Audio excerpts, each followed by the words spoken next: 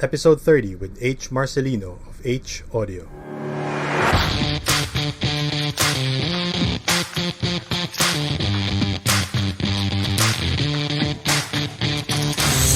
You're listening to Kendrick Loves to Brand, the branding podcast featuring stories and lessons from entrepreneurs and brand builders so you can get inspiration, insights, strategies, and tactics as you create your own game-changing brand. Welcome to another edition of the Kendrick Loves to Brand podcast. We are here today with H. Marcelino. Welcome to the show, H. What up? What's happening? All right.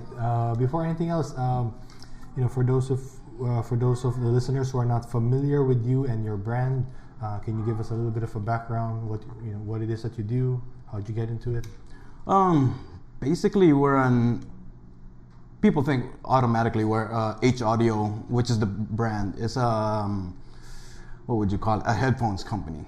Because everyone's always asking me like, hey, how's the headphone business? I'm like, we're actually an audio technology company. We create audio products, Bluetooth speakers, and we work on special projects. So I'll show you something later on that'll blow your mind. But yeah, we're an audio business. We don't actually compete. A lot of people probably think that we'll compete with Beats or Sennheiser or Sony, which we don't. Okay. We actually want them as clients. Oh, all right. Because what we do is we engineer the sound to where it, if they're looking for a specific sound or specific material for the drivers, that's what we actually do. Okay, so the company is really more like a manufacturer or a subcontractor, or? We're actually manufacturing. We have in China. Okay. we have a factory there. That's where we're based, in Shenzhen, which is actually the new Silicon Valley. You get a lot of stuff done there faster than you would in the States. And yeah, it actually all started. The funny thing about this is, I was, with radio. I've been in the radio broadcasting business for, let's say, 19 years. On my 17th year, I just really wanted to stop because of all the politics, right? And I got offered a job from Spotify. And then I also had this itch that I've always had, because I've always been that kid that tinkers around. Uh-huh. And at home, like I would tinker, I'll take my dad's component apart, his speakers or whatever. Then try to put it back together. Yeah, and try to create something, Like I put a speaker in the room where I could talk from my room and tell them to make me breakfast in the morning or whatever. So yeah, it would piss them off. But then when it comes time that the TV's broken, I'm the one that's fixing it. All right. So I've always had that itch. And one day my friend came up to me. He's like, I just came from China. I have these headphones. They're cool. And then they were cheap. So I was like, we could put our logo on there and then we could, sell it. But then it wasn't the sound that I was looking for. And I kept researching about like why, it sounded like that. It's because of the materials that they were using. So what I actually do is I shop around like Japan, Europe, for better material. That's why we actually have great sound quality. So that's how it started. And then as a business, it's not going to be easy to sell headphones. Uh-huh. You got 100 different headphone companies out there, right? So we're actually focused on the manufacturing. Okay. So whether you be Beats, your JBL, we could design something or we could manufacture it for you. Because sometimes they need 4 or 5 different factories to make their components. Yeah, to assemble. Or if you're a corporate client, I've even done speakers for one of the vice governor's wedding. Oh. For his giveaway. His giveaway. So, yeah, we venture into stuff like that. And then, so I guess before we go deeper into the company itself, what is your background? Like you mentioned going into radio. Like what course did you take in college and how did you get into the whole radio industry? I'm actually a college dropout. I left college after the third year. I was actually doing a lot more of events and parties back in Houston. I was actually also that kid where, you know, in high school, if your parents were to go out of town, you call me and I'll come with the speakers. Yeah, when we set up a party, we have the $5 cups, we have the $10 cups. So you grew up in Houston. Yeah. Were you born there or here? I was born here, but I was purposely born here. But my parents, they've always lived in Texas. And then from kindergarten all the way till college, I was in Houston. Then I got bored. Went out here for a vacation, find my roots, and I was like, there's people at the mall, beer's 50 pesos or $1. And I was like, wow. And then I noticed I listened to the radio stations. And I kept requesting for a certain Eminem track or a certain other track by, you know, like Tribe Called Quest or something, and they wouldn't play it. And I was like, what? So I found a mayor in Lucena that had a transmitter, and yeah, fortunately he was keen to broadcasting all hip hop and R&B. So we came out with a 107.9, which was Power 108.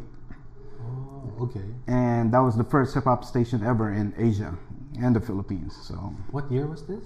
This was 2001. 2001, all right. And again, with radio, there's politics. You have a certain group that owns like 5-10 different radio stations that's close with the NTC, and they kept complaining about our station because we actually strategically made it a Batanga station. I would go from Antipolo to Tagaytay every day just to you know, go on air. Every day. Every day, Monday to Friday.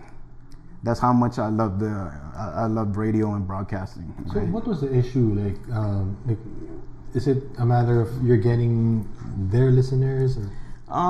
That also. We were very close to Atom Hanaris's NU 107.5. Okay. In the radio business, you have to have a 0.8 differential between dials. Okay. If you're a Metro Manila station, but we registered as a provincial Batanga station, put it in the highest part of Metro Manila, which is in Tagaytay, so it spilled over into Metro Manila. And they kept fighting that for years, and finally, you know, they wouldn't give us a permit anymore. And I started working with the Vera Group, which is Magic, Wave, you know, Play FM, RT before. What were you doing specifically in the radio, in those radio stations, in Magic and Wave? Well, I was the program director for Wave for a good couple of years. At the end of it, I became the station manager. I make sure that, you know, the commercials play. I make sure that we have the right jocks talking in the morning, and, you know, programming. So it's more on the business side of it, or more on the creative side of it? I would say both. Mm-hmm. We didn't earn as much as Magic, which was our sister station. So I had to do mostly a lot of everything, but it was fun.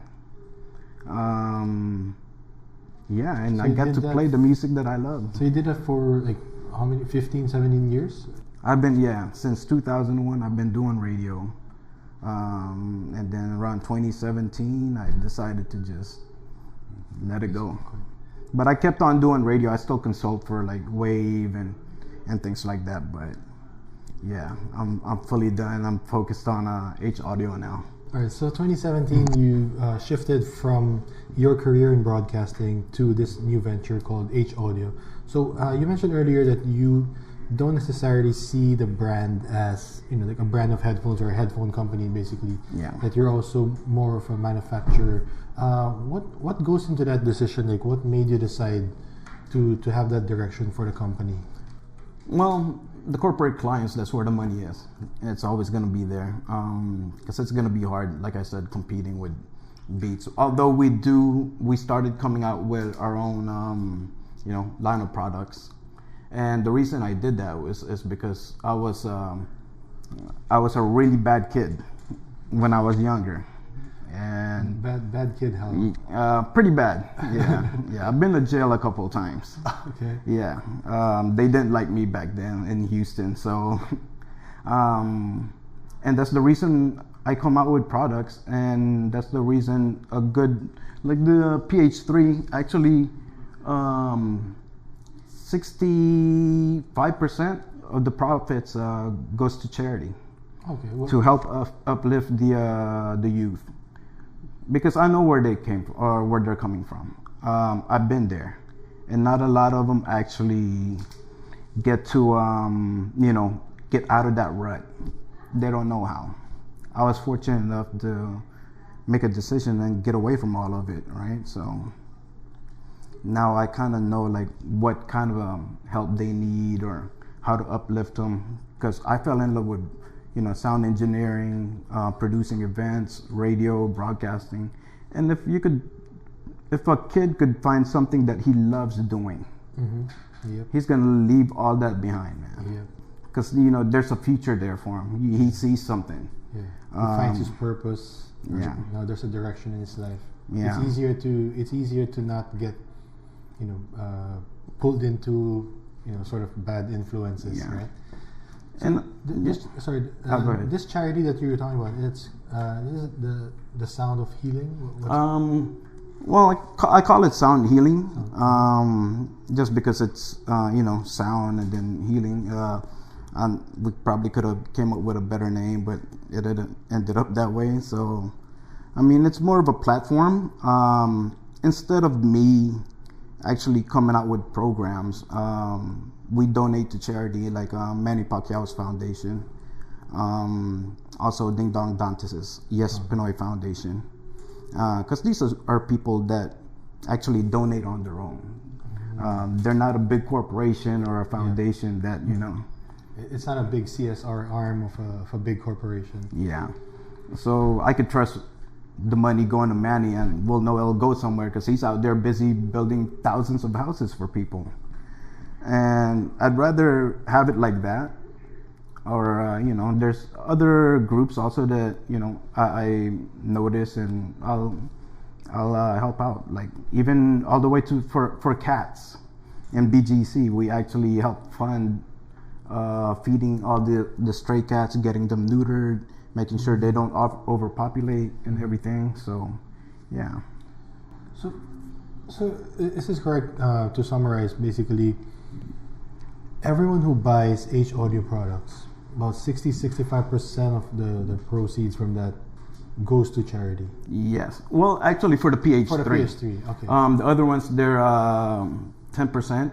And there's another product that we have that gives 15%. We go up to 15%, just so that we could, make up for the marketing and whatever. Because our main line of business is actually manufacturing. But if there's some way that I could help out and make lives better, whether you're an animal or a human being, or some kind of situation, then why not? Let's come out with products. What's the most fulfilling thing so far? Seeing the impact of the PH3 and the work that Sound Healing does, and the charities that you work with. I think it's the drive of the people behind it. Me, I'm just a dreamer. I mean, like, I like making things happen. But I think it's the people that join what we do for a bigger purpose than just trying to gain profit. I think that's what's more fulfilling for me, that I love seeing people's eyes light up when they accomplish something that we're putting together. And I think more businesses should actually focus on things like that rather than just try to, think of profit all the time, which is great. I mean, it's necessary, but it shouldn't be the, just the be all end all of a business, right? You got to be having fun. If you're not having fun, then it's gonna be work. And nobody really likes work. Nice. Right? So, but yeah, I mean, it's been a pretty fun journey so far. we've come a long ways in the past 2 years. We have so far to go. We're trying to break into Australia, Europe, and also the US, which is what the PH3 was actually made for. It's for, people, the 13.1 million Filipinos that live outside the Philippines. It's a symbol of pride. It reminds them every time that they're listening to it that they actually helped somebody out. Yeah. So seeing that is pretty fulfilling to me. Nice. So let's switch gears here a little bit and talk about obviously running a business is different from your career before. You had all these challenges before dealing with politics in the radio industry. But specific to the business of H Audio, what's been the most challenging part for you? Right now, the coronavirus thing, because everything's on, everything's delayed. But the most challenging thing actually is trying to figure out what works, and if what we're doing actually is working or not. Which is nice, because I'm that type of person. I want to learn all the time, and so I think that's it, man. It's trying to figure things out. I mean, back then you had traditional advertising. You just had tri-media.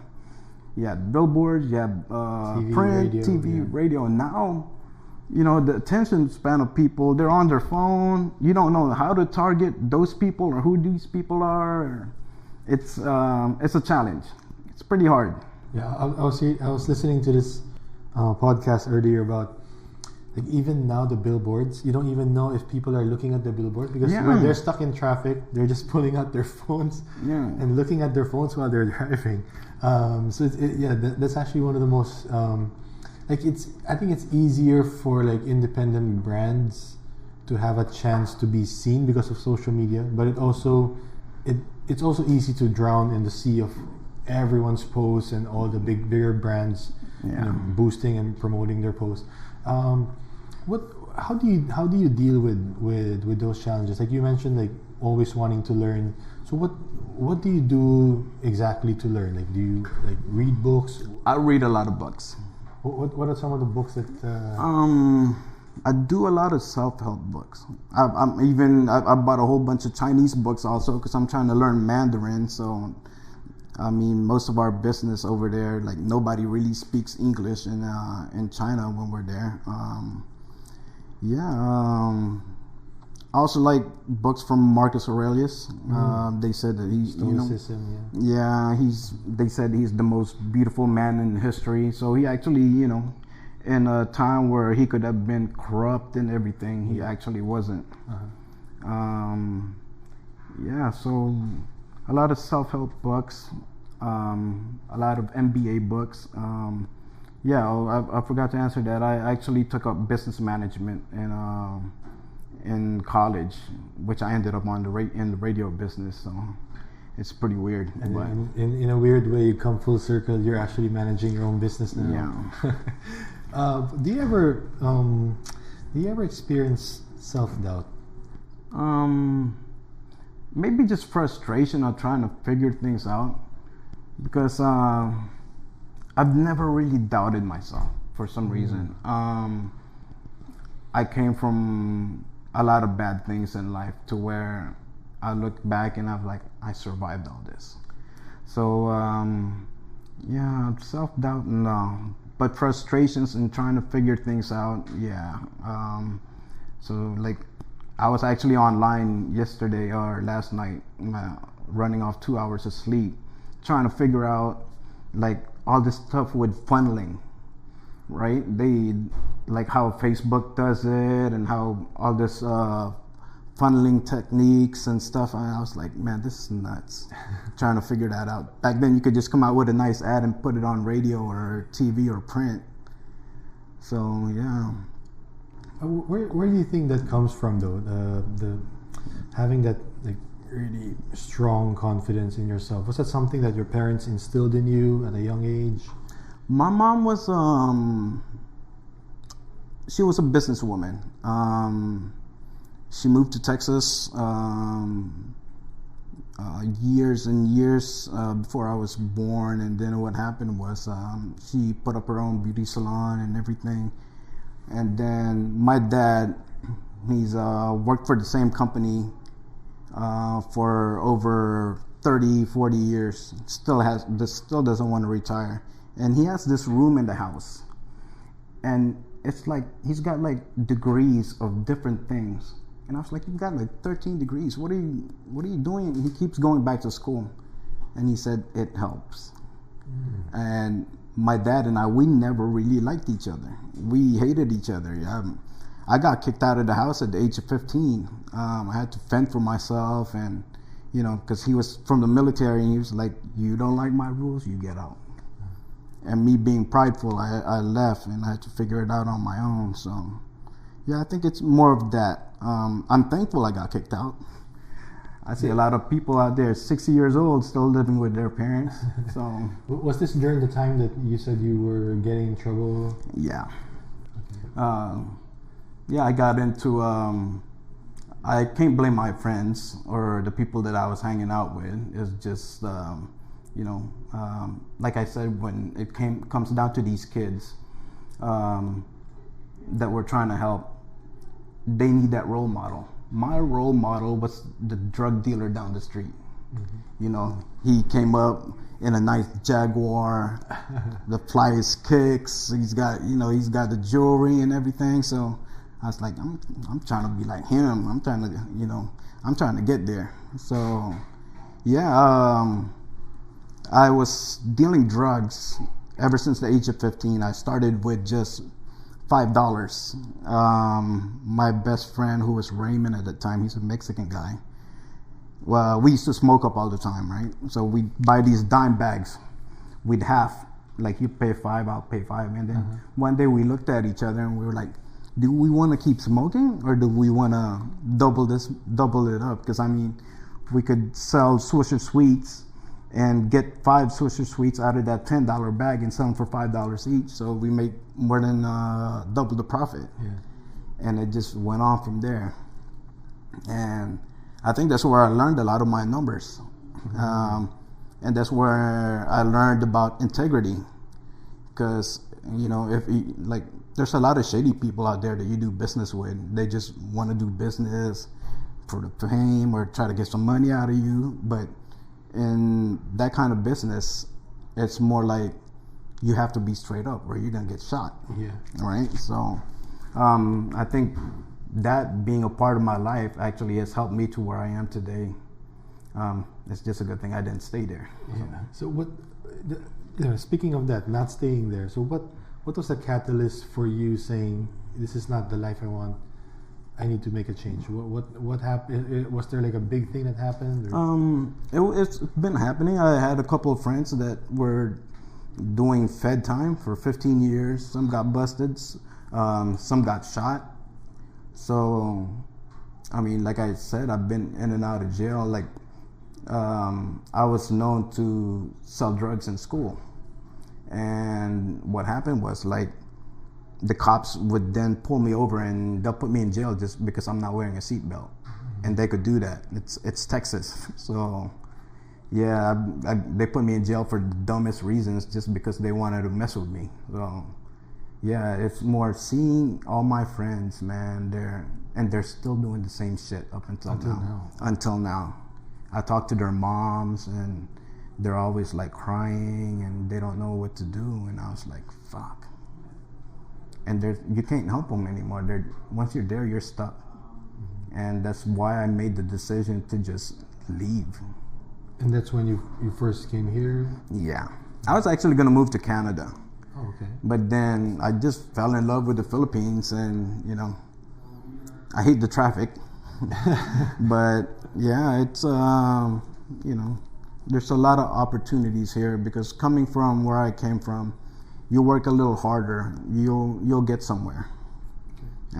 That's interesting to hear from you saying that there's a lot of opportunities here because I think the ironic thing is the prevailing sentiment of like a lot of the people who are struggling here is that there are no opportunities here, that they need to go abroad or they need to go elsewhere to find their opportunities. And here you are coming from the U.S., Yeah. coming back here and seeing there's plenty of opportunities here. Why do you think there's that disconnect? Actually, I don't think there's a disconnect. I think they should leave. I think there's better things out there for them. For me, coming from, Also specific to your situation. yeah.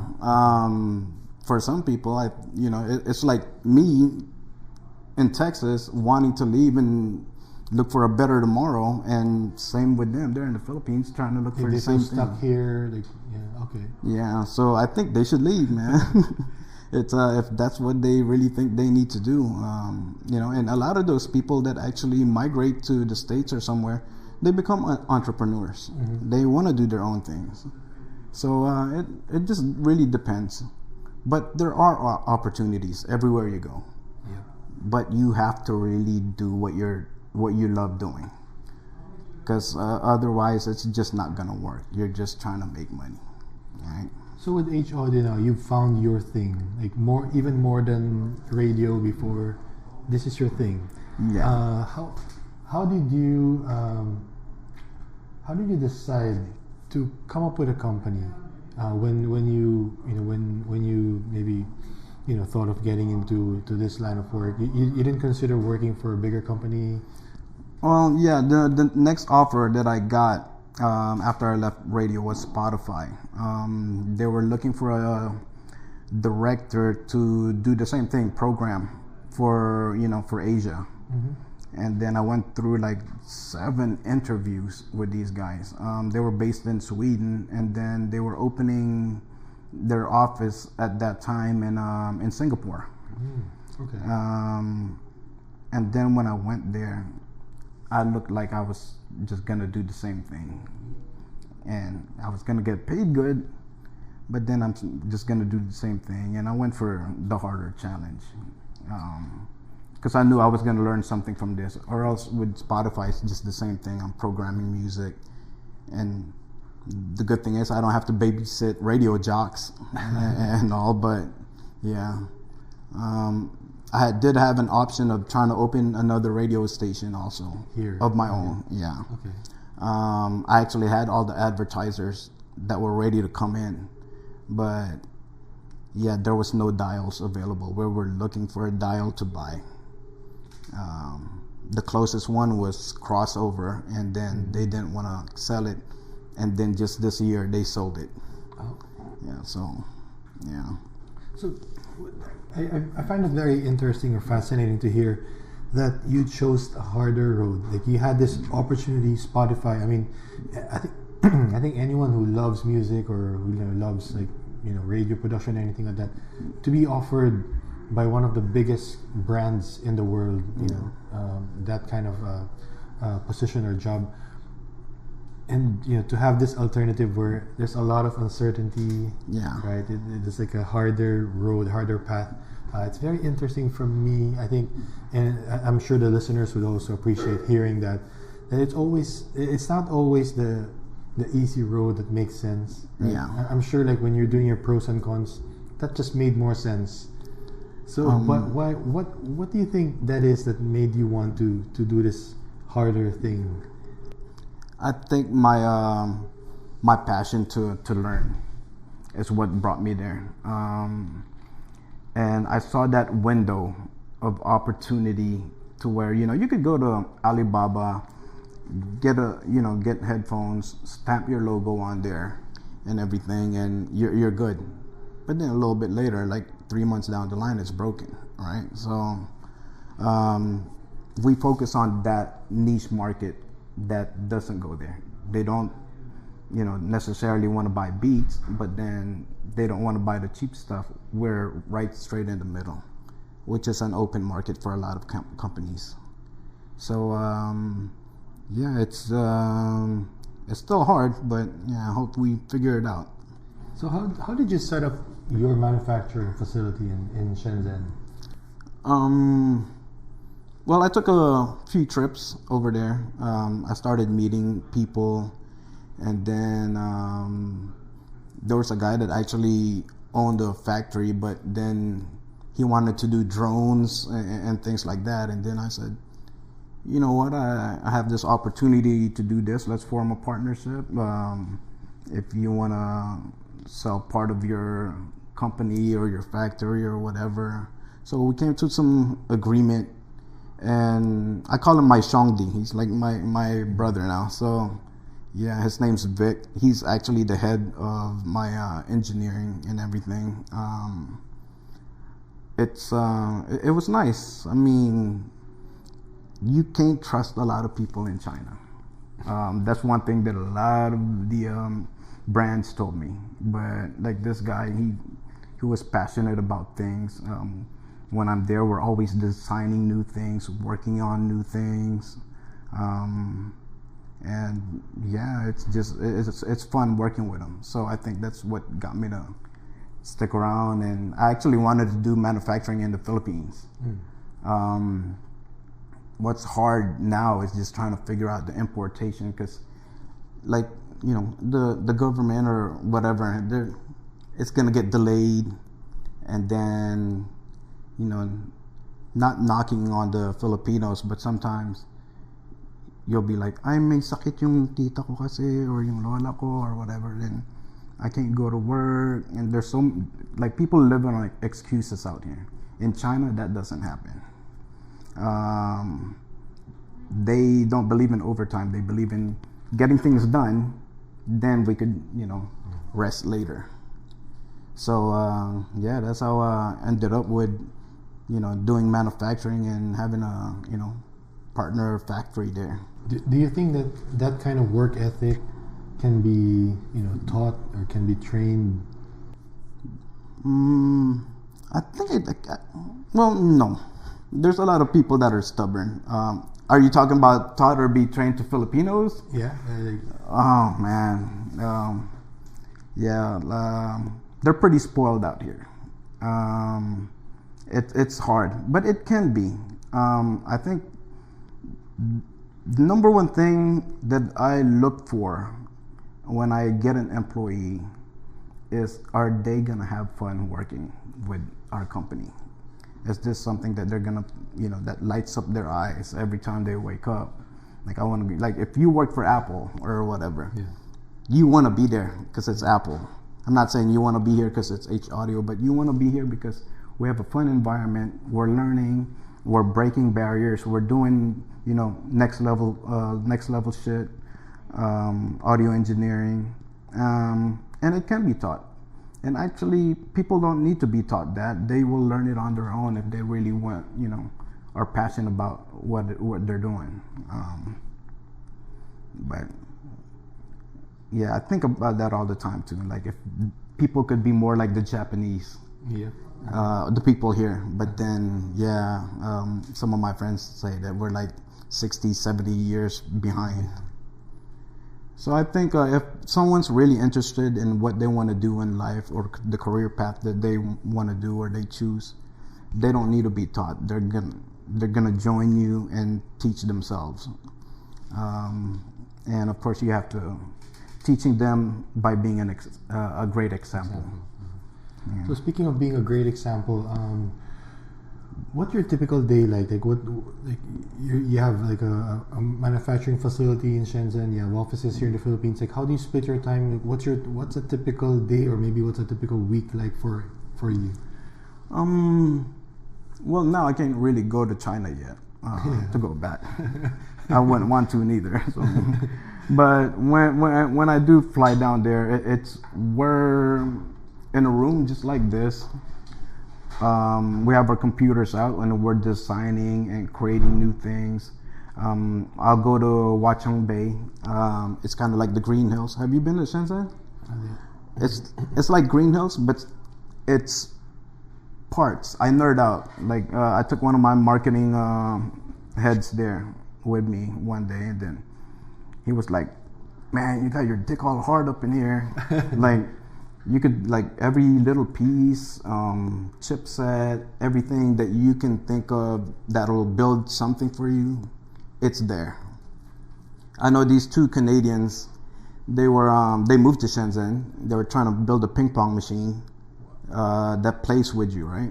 Uh-huh. It was about 8 months. They were trying to, get it to work, trying to figure it out. They moved to Shenzhen. They did it in 2 weeks. What? Yeah, so literally anything. it's like Silicon Valley. It's the new Silicon Valley, actually.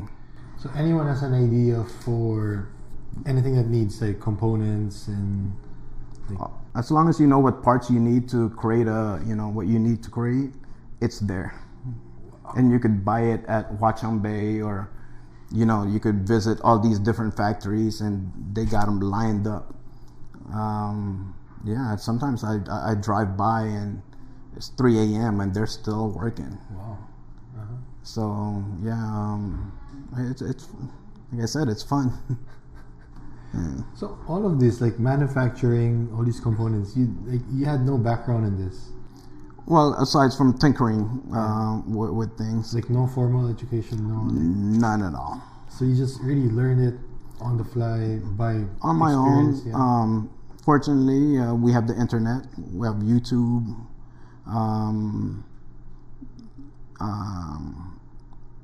Like this thing that I'll show you later. And this actually is a miniature version of something from the U.S. military that they created. Wow. Okay, I'm excited to see that. Yeah, it's nuts. It'll blow your mind. That, and I'm actually going back to school when I go back to Sydney. I'm gonna take up electrical engineering. Okay. I've always wanted to, but right now I think I'm doing pretty great finding people that are smarter than me. I don't want to be the smartest guy in the room. I always have believed in letting others flourish. That's why there's a lot of people that out there that flourish as an athlete, but then there's people behind the scenes that's creating things. Like Steve Jobs, he never really knew anything. He just knows what he wanted to do, so he found the right people, to do it, and that's the hardest part. Yeah.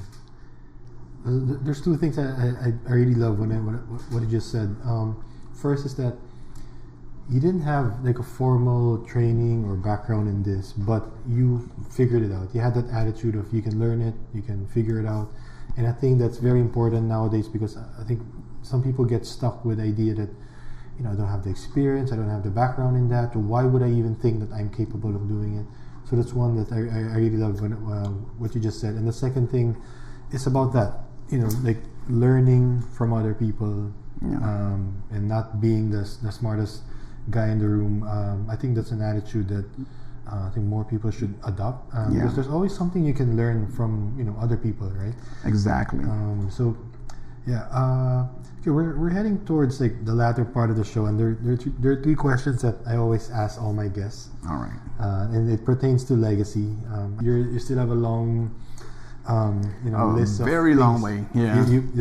that you still want to accomplish. But okay, so the first of the three questions is, knowing everything that you know now, at this point in time of building H Audio. If you had to go back in time to, let's say, okay, maybe during like Before going to jail. yeah, or even let's say when you were already in radio, right? Maybe going through those frustrations of dealing with the politics and all that.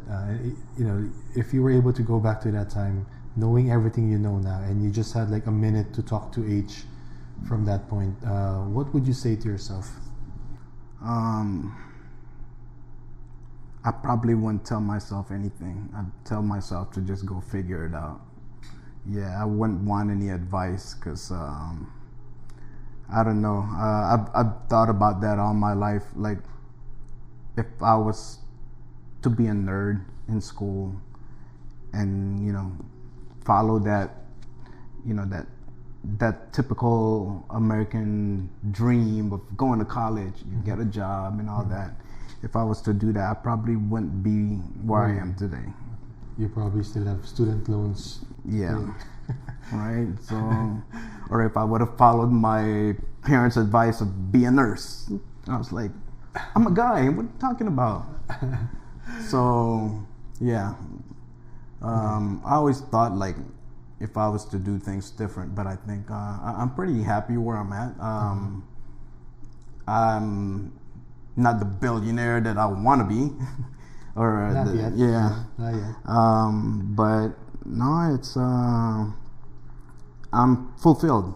Okay. I'm fulfilled. It's a great feeling to be able to do something, and what you do, it actually helps other people, and in some way, hoping it inspires people. Nice. Yeah. All right. So the second question is, we touched on it a little bit, but what else are you looking to accomplish over the next 10 years? Being an audio company, right? Like that's why we're actually working on things that have never been done before. Because anybody nowadays can just, come out and do what I'm doing. We make headphones, or somebody could just buy something, stamp their logo on it, put it in the market. I think breaking into something that's never been done, which is one thing that that's always driven me. Like, back in the days, there was no Philippine Hip Hop Award, so I started producing it. There was no radio app yet during the time back in the days, and I said we should create a radio app for Wave 89.1. We did that. There was no all hip hop station, so I did that. So I'm more of, I've always been a dreamer of trying to do something that's never been done, and that's probably what drives me. And I think 10 years, 20 years down the line, we'll probably be doing something that's gonna blow people's minds. Nice. Yeah. Okay. Definitely looking forward to that. Yeah. So before I ask my final question, where can people follow you? Where can people follow H Audio? Well, H Audio, we have Instagram. It's h.audio, and then they can also go on Facebook. Just type in facebook.com/H Audio Technologies, all in one word. Okay. With my personal account, I don't even use it anymore. I had dj.htown. Okay. Yeah, so I don't think I've been on that Instagram. Okay. I do have a personal one. Like a burner account? No. Yeah. More of just something for me and my friends, so I could just post pictures on Instagram. All right. Yeah. But Okay. I just add people that I actually have hung out with or know. Yeah. Okay. Sounds good. We'll link up the accounts of H Audio definitely on the show notes so people can check you out. So my final question is, how do you, H. Marcelino, want to be remembered?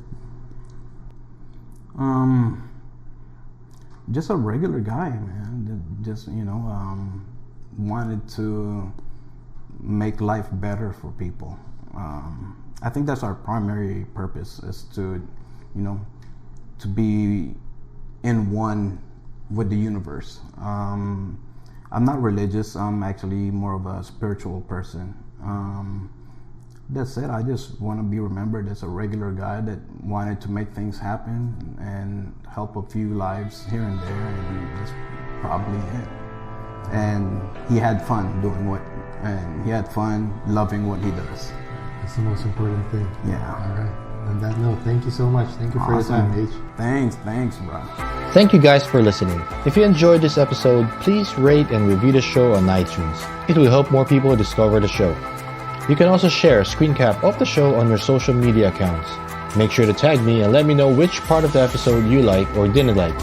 All feedback is certainly welcome, so feel free to reach out to me on Instagram @KendrickCo to let me know what topics you'd like to be covered next and who you want to hear or learn from in future episodes. Until next time, do the work you want to see done, because life's too short to not be creating your life's work.